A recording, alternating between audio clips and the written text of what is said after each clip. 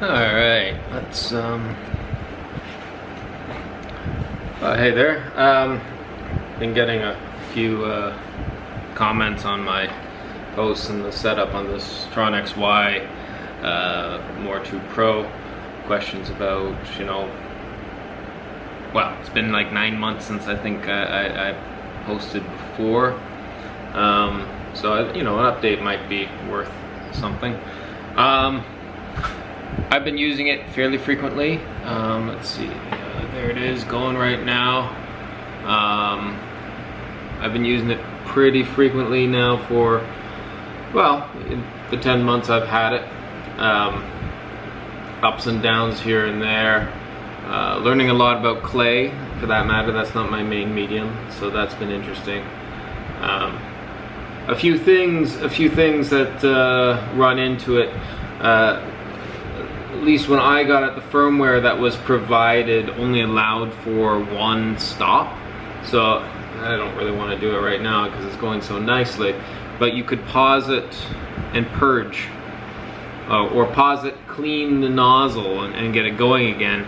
Because if the nozzle gets dirty, you start seeing artifacts and little zits and whatnot pop into your print. So I had to talk to Tronxy, and they sent me a couple different versions of the firmware, and eventually found one that kind of works for what with what I wanted to do. I'm not sure what they're shipping right now. I'd like to think that they updated since then, but who knows. Certain things that I've done to make my life easier. I went out and bought a second, well, I got this one from Tronxy as well, a second putter. The idea being now I can print larger ones, and that was also where the problem of the break, the pausing the print and continuing, where that was an issue, because you could pause it, and that was great, and purge it, but trying to start it again after I think one pause and purge kind of stopped. And with this one now, and I wanted to swap out the old one, when it got empty, with a full one, without having to stop and replay and refill and all that jazz. Because as it goes, the clay dries, and as the clay dries, things change. So if you're having like a dry bottom, like everything's dried out, and then you start playing again, there's issues there. Certain things that have happened, like actually with the extruder in mind too, there's a little I should have prepared more, basically, but there's a little in the flange here, this aluminum block with the threads for the barrels. There's also a key that slides into this, and you can see that there's a little key slot, and that's to keep this straight, so that as the gears, or as the threads change, it pushes the plunger through the barrel. And this is aluminum, and this is stainless steel, and I don't know if you know much about materials, but given a contest between the two, the steel wins. So it's been eating away, and what happens, like you can see, this is an older print from last year. I don't know, does you see that? You can see kind of this, almost like a wood grain pattern that you see come through, this inconsistency in the layers. After switching that out, then I got something a lot nicer there. You can see it a lot smoother, and even like what's printing right now, it's a lot smoother. I just well, where is it? I made this little thing, this 3D printed keyed flange, and I stick it on the back. I don't even have to worry about the front part on the back, but it does break eventually. And like I just put this on last week, and what it was doing before that, I don't know if that's gonna show up, but you can see, yeah, there you go, you can see, if you see the shadows, these bumps and layers, you get that pattern there, which, you know, some people have said they liked. You know, I think it's cool if I can control it. If I can't control it, then it's a pain in the ass. But as I've been learning with pottery and clay, you kind of have to embrace the chaos with these sorts of things. But yeah, there we go. That's a smaller version, or a smaller print. This one's a little older, a little while ago, that I've realized that I need to change these out a little quicker. They do present a problem fairly, wow, when they break, and it's just a piece of plastic in there. I'm gonna redesign it and make that a little more heftier, I think. But that's something to do tomorrow. Most questions, I print almost exclusively in vase mode, so this is kind of me pushing the limits, or trying to push the limits of what vases can do. Settings wise, let's see if you can, I tend to try to do 4 1mm layers at the beginning, and I've started printing on this kind of, printing a little pad, I guess you can call it. And then once it's dry, bone dry, I'll take a knife and clean it up. I find that seems to give a nice, a nicer finish to it. There we go. Yeah, like this one here. So I got that little pad at the bottom, and then I've cleaned it up with the knife, and it, you know, it kind of, when I do the drip and the glaze, it kind of catches that, so it doesn't get into the kiln. What else is there to say about this stuff? I find that the printer itself is rather, there becomes a kind of a tactile element to it, where you're, like my first layer, I actually manually, I probably should figure out how to do it with the slicer. Well, I don't think I can change. I'm using Prusa slicer, and I don't think I can actually adjust too much in the program how much, like the extrusion multiplier, how it works for the first few layers, because my first few layers I'm down to like 0.2 times the extrusion, so it's very, very, because I don't know, it has to do with, you know, how fluid your clay is, and you're getting into, you want to get to this balance where you're, you know, it's fluid, that it flows nice, that the, you know, your extruder doesn't start popping, like oh yeah, like if it hits enough resistance or it hits the end of the tube, you'll hear like a kind of grinding sound, or if you backed it away and, you know, backed it all the way till it starts hitting the gearbox, you get that that grinding sound, and that's just the stepper motor skipping out of its magnetic field. That was one thing I had to do when I got the new version of the firmware. The extruder for the putter, the wiring, they flipped the wiring in the program, so I had to rewire that, and I had to pop out the little ferrules from the connector and rewire. It wasn't a big deal, but it's not something everyone knows how to do, and I think it could be an issue.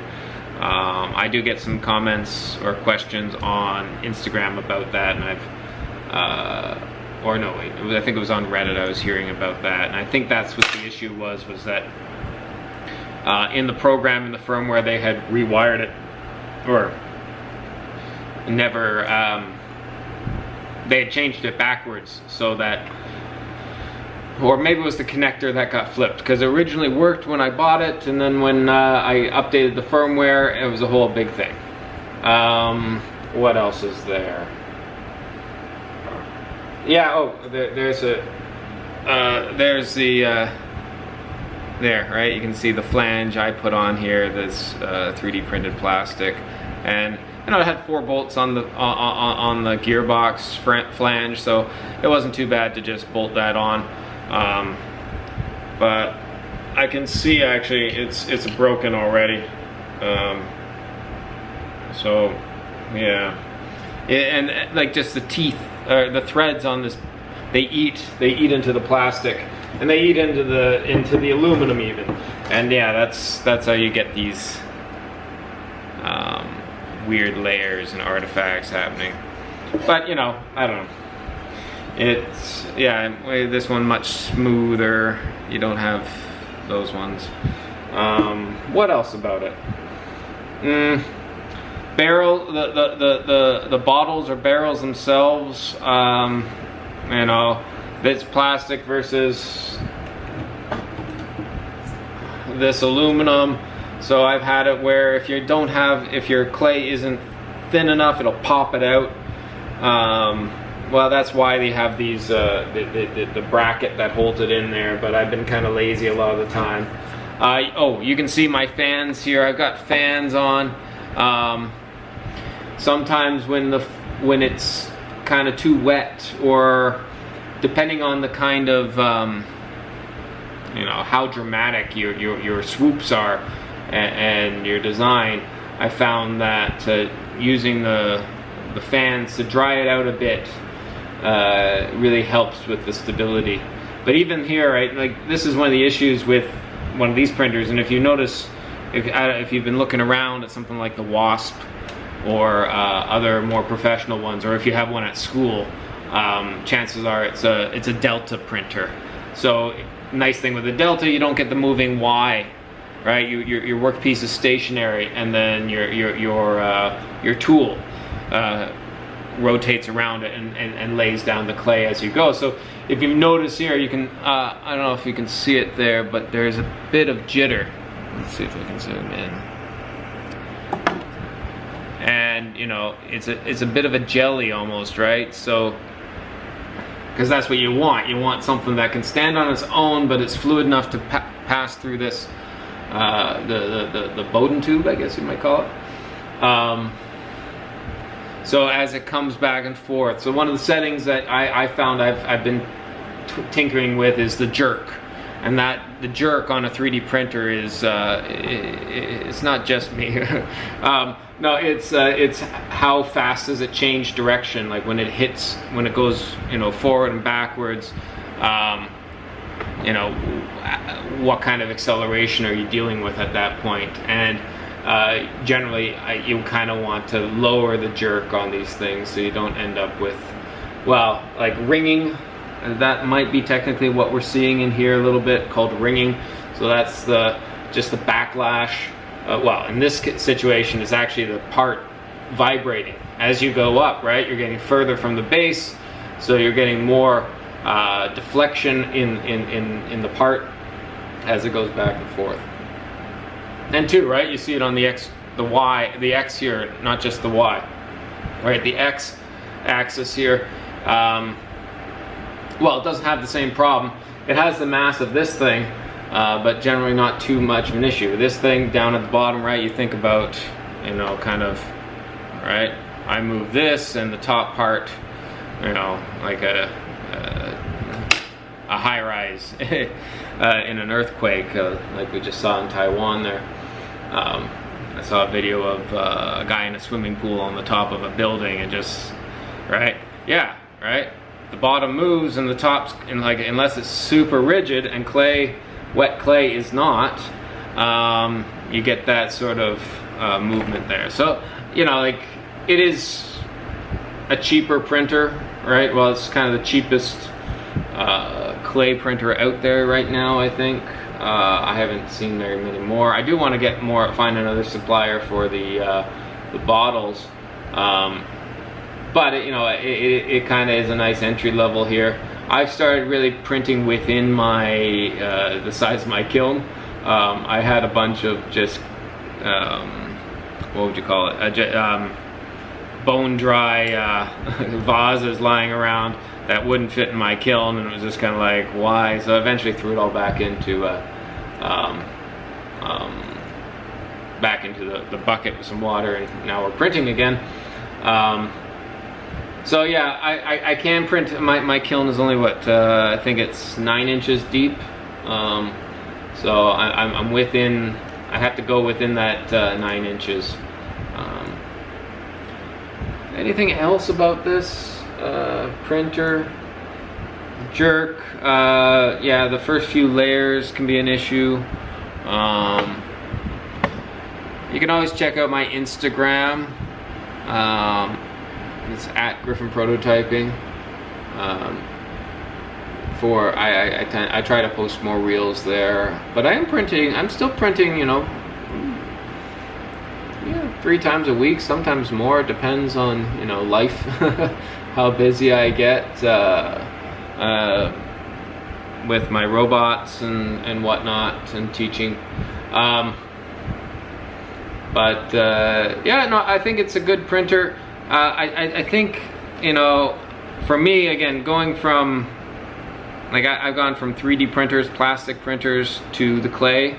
I have a feeling that's easier than going just from clay into printing without any sort of intermediate. It's going from a potter, picking this up and trying to just jump in there. It's a very steep learning curve. Is that the right word? Steep, shallow. You need to learn a lot fast to get going with this. Whereas if you're a printer and you've been playing around with your Ender or your Prusa or whatever your poison happens to be, and you pick up this, okay, clay itself is it's a rabbit hole, and then glazes on top of that. It gets nuts really quick. Like, there's such a depth of knowledge you can get into, but I feel like once you get the consistency of the clay, certain things that I've been doing with my clay.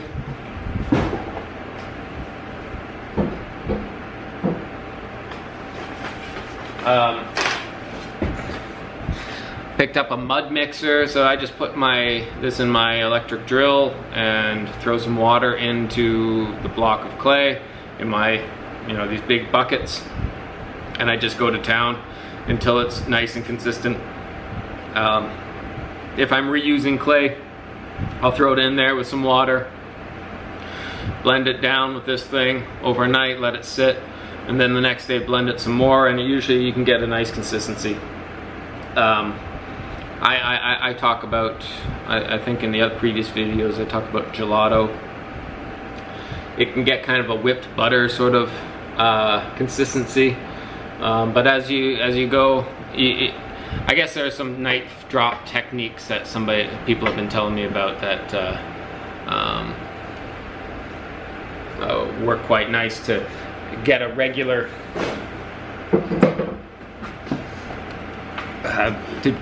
consistency.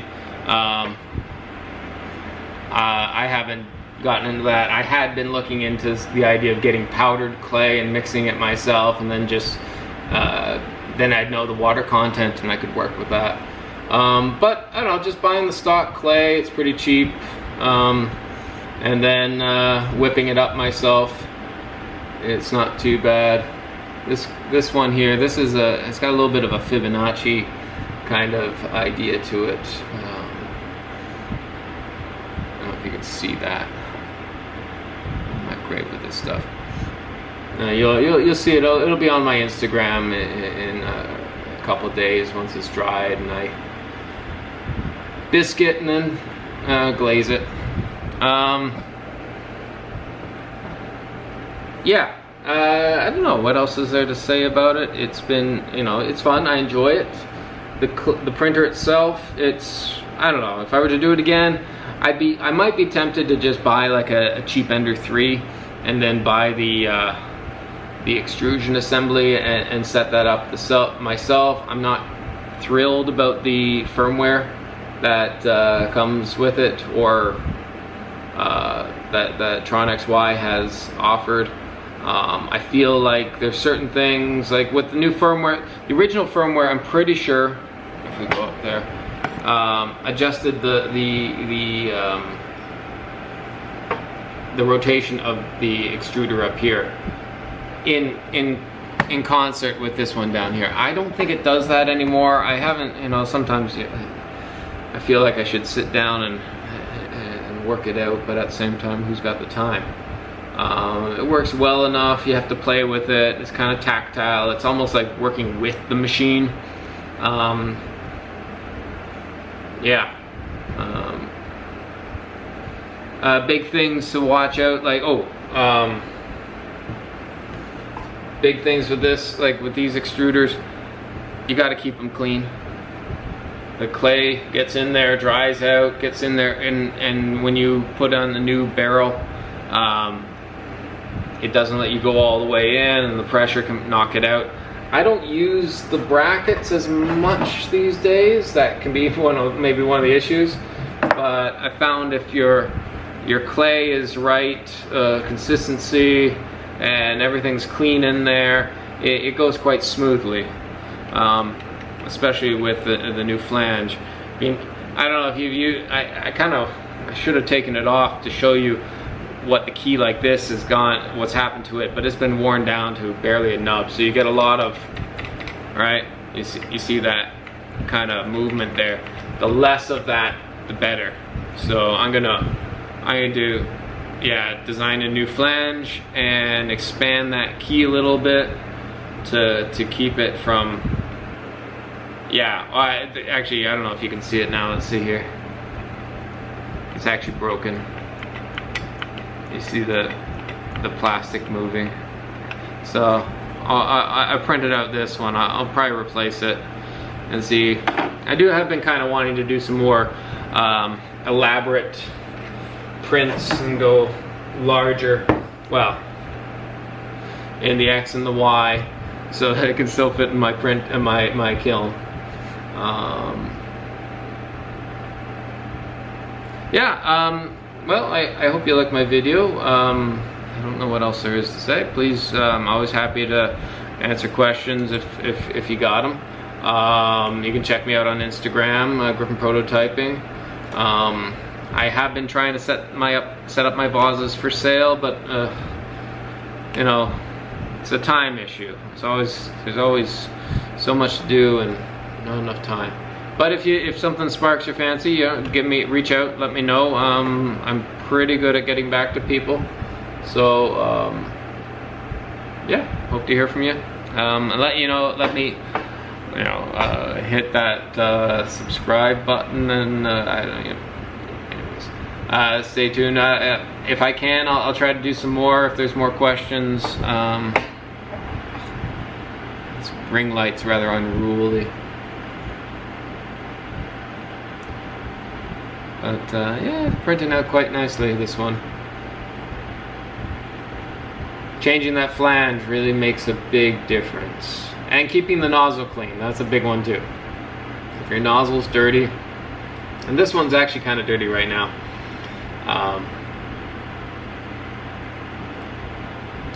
There's a setting in there that has it start to extrude before it moves. So that's why I hasn't paused it, because it'll make a big blob on it that I'm not crazy about. You know, there's a lot of, you can go pretty deep into this stuff. I am kind of interested in maybe making my own delta, a larger form delta. That might be cool. But there's a lot of issues around that. Alright, well, thanks. Like and subscribe, and let me know, and if there's more questions, I'll try to do another post.